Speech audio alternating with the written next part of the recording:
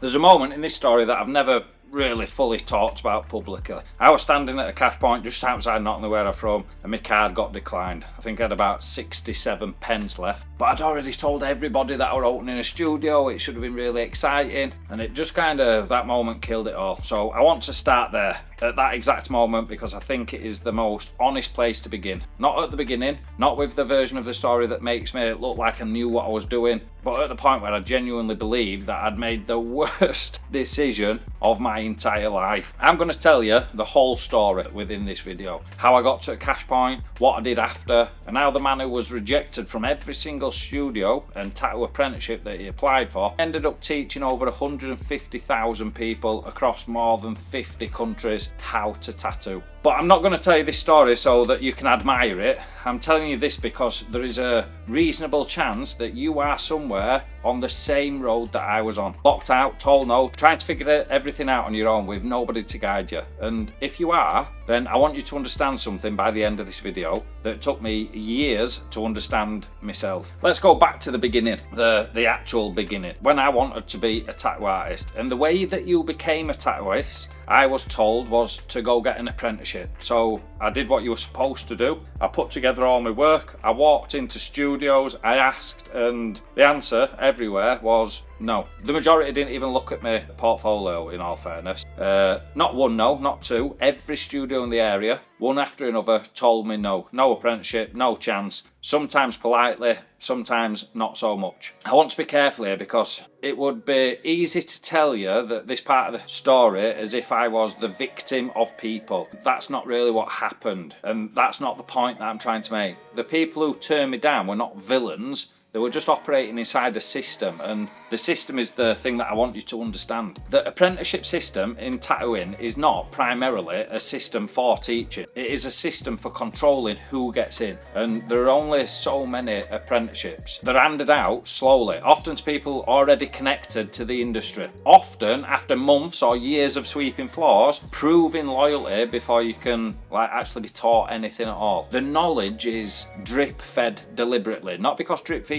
is the best way to learn, it is not, but because restricting the flow of knowledge protects the people already inside. I did not understand any of that at the time. At the time, I just thought that I'd failed. I thought the repeated no meant something about me as an individual, about my ability, about whether I belonged in this craft at all. It took me a long time to realise that the no was not a verdict on me as an individual. It was like a feature of the system. So I was standing there, having been told no by everyone, with a decision to make. I could accept that verdict or I could refuse it. And I want to be honest about what refusing it actually looked like, because it was not brave or clever. I wasn't being reckless, but it did make a big impact. I decided to open my own studio, not because I was ready. I was not ready. Not because I had the money. I did not have the money, but because every other door had closed, and this is the only one left that I could open myself. So I borrowed the money off my mum, money I didn't have, from someone who trusted me more than the situation essentially deserved. I rented a space. I told everybody that I knew that I was doing it, which in hindsight was the thing that made the cash point moment hurt the way that it did, because there's a particular kind of fear that comes from having told everyone that you're doing something and then standing at a cash machine with 60 something pence left, wondering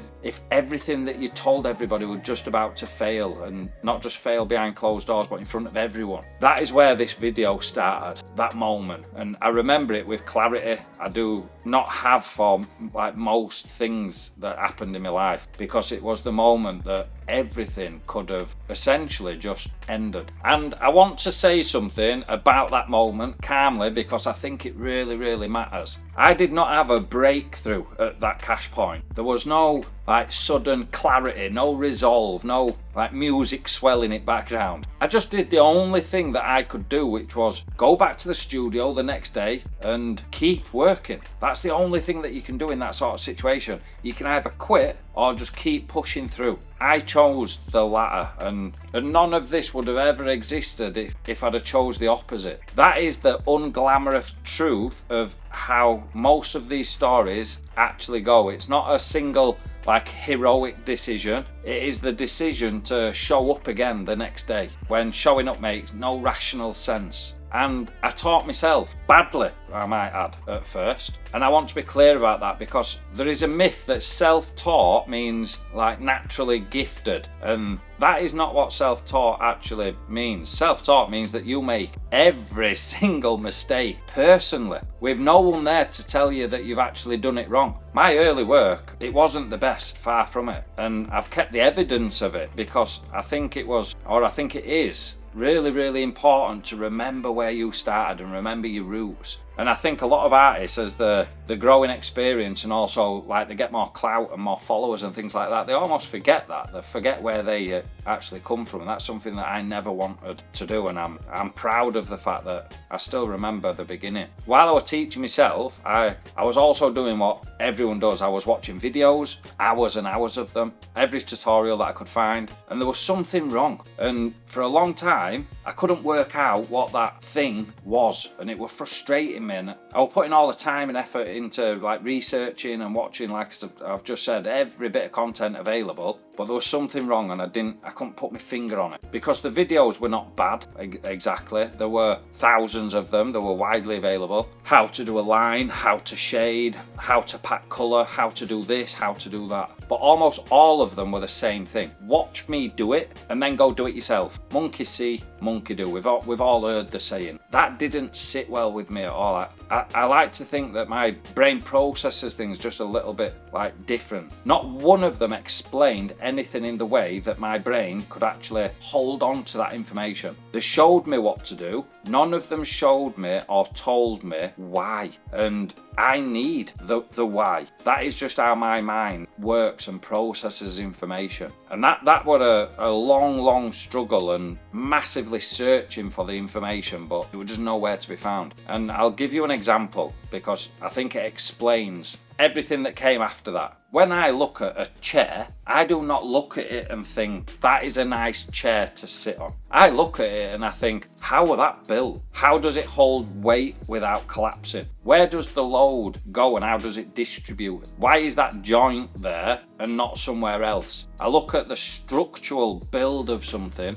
and I ask questions, rather than just simply accepting the thing for what it is. Now, that's a really good insight, but it makes things a lot more difficult. And that isn't a decision that I make, it's just how I see things. And I cannot look at an object and accept it as finished. I have to understand the structure underneath it. I hope that makes sense to you as a viewer and listening in, and maybe your brain thinks the same. You don't just want to say, look, do it like this. You want to understand the whys behind it as well. And when I finally started teaching myself properly, I realised I'd been waiting for someone to explain tattooing to me in that way, structurally, from the inside out. Nobody ever did, and so I did it myself, and that is what I've basically built my career around, breaking the whole system down and learning myself in a structured format. I literally took every single aspect of tattooing and I studied it in a way that I look at a chair. Not what does a good line look like, but what is a line actually made of? What is physically happening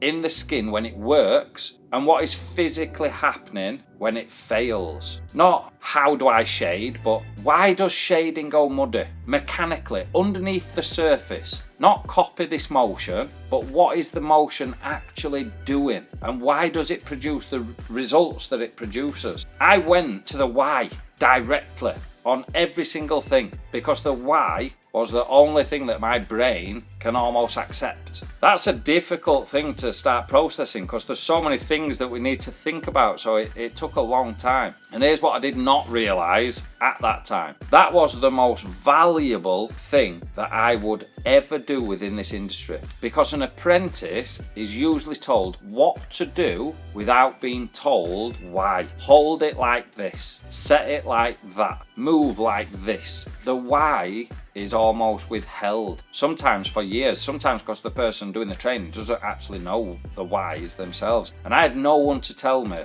like what to do, so I was forced to build the why myself from scratch and kind of work it out. And the why the structural understanding of the craft, built the way that I would understand like a chair, turned out to be the entire foundation of everything that I teach now. The thing that felt like my greatest disadvantage, having no teacher, having no videos that made sense to me, forced me to build the exact thing the whole industry was missing. An explanation of tattooing that starts with the structure underneath it, explained in a simple to understand way, and that follows a curriculum step by step. That took a long time, like I've said. I did not know that at the time. At the time, it just felt slow and in a lot of cases lonely. And anyway, once it all started making sense and my work got better, clients started to come, one told another, the diary began to fill up. The studio survived that initial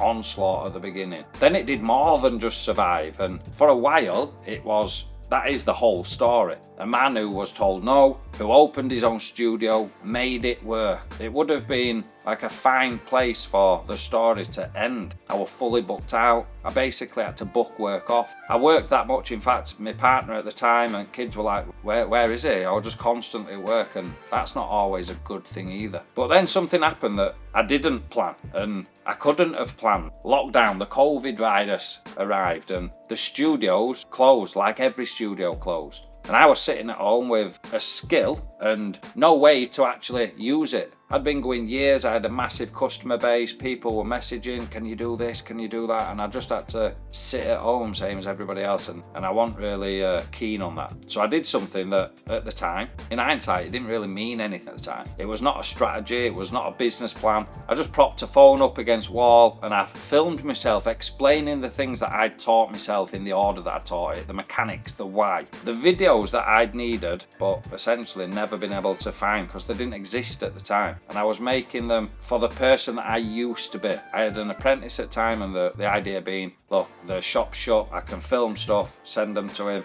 he can watch them, and then we've still been productive. And those videos ended up finding like so many people, not just a few people, enormous numbers of people from around the world. And it turned out that there were thousands of people in exactly the position that I'd once been in, locked out, told no, wanting to learn with nobody willing to teach them. And for the first time, someone was speaking directly to them. Not gatekeeping, not drip feeding, just put simply, explaining the process in a way that makes sense. And not just do this, but why are we doing that? And I can't stress how important the why is for somebody that needs to understand things rather than just be able to do it. One apprentice's worth of knowledge that I'd built alone in a rented room reached millions of views across the video. Millions. And I want to pause on that, the strangeness of that, the knowledge that every studio had refused to give me, that I had to build from nothing because essentially I wasn't allowed in, they didn't want me in the industry for whatever reason.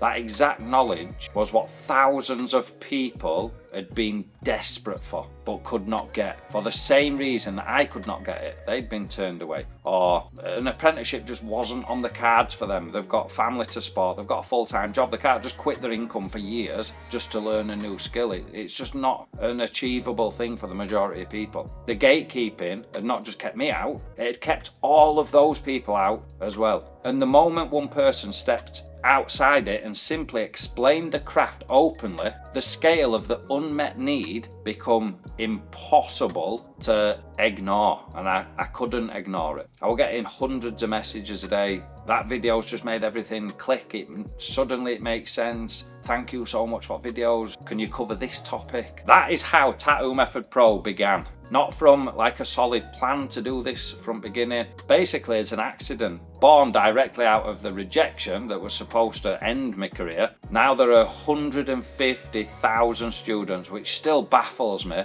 across more than 50 countries, half of them I can't even pronounce. And the goal, the actual mission, is eventually to have helped in one way or another 1 million people just get that one step closer to achieving something that they wanted to achieve. In my case is learning how to tattoo. And I want to tell you what I understand now that I did not understand standing at that cash point when every studio told me No, I believe they were closing the only road into the craft. They were closing the only road that I was aware about. There's a huge difference between that, and I hope that the videos that I've been creating, the content, the socials, trying to make people aware, look, there's multiple ways into this craft. The belief that there's only one path, the apprenticeship, the permission, the blessing of the people inside the industry, is the most damaging belief in this entire industry, because it is not true. The skill of tattooing is 100% teachable.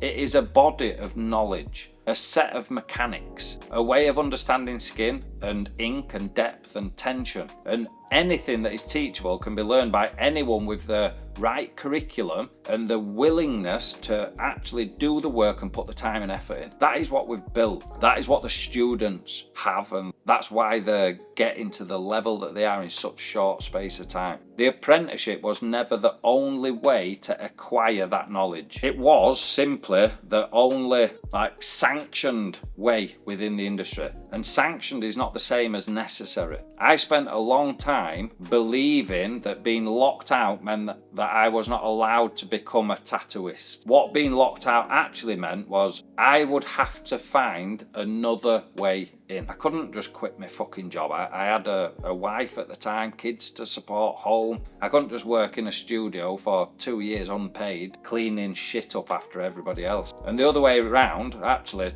turned out to be better for me, more rigorous, more honest, more focused on understanding than the way that had been denied to me. So I've got a lot to be thankful for although I was pissed off initially when everybody didn't even give me the time of day. They didn't even look at my work. It was just no, we're usually a fucking shitty attitude as well. But I've got so much to be thankful for that. So I want to speak directly to you now, if you were where I was. If you've been rejected, if the doors have closed, if you're sitting at home with the desire to do this and no obvious way forward, I'm not going to tell you it's going to be easy. It wasn't easy for me. And I'm not going to tell you that rejection does not hurt. Like I've just said, it does. And standing at that cash point proved that it does. That's probably one of the lowest points in my life. But it did something different. But what I am going to tell you is the one thing that I just wish back then somebody had told me on the day the last studio said no. The closed door is not a verdict on whether you can do this. It is simply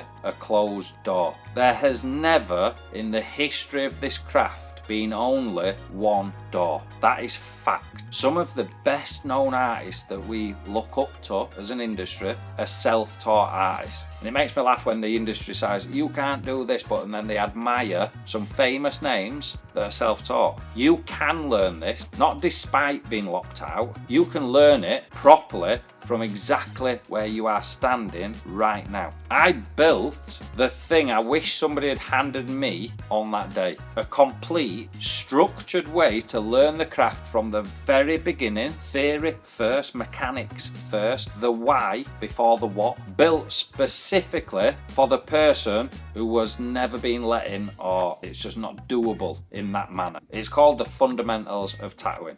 The link will be somewhere below this video, probably in the description, depending on where you want. Go check it out if that sounds like something that you're interested in. But whether you ever click that link or not, I want you to leave this video with the understanding, the thing it took me years and one very bad day at a cash point to understand. Nobody gets to decide whether you're allowed to learn this skill. That was always your decision, and it still is.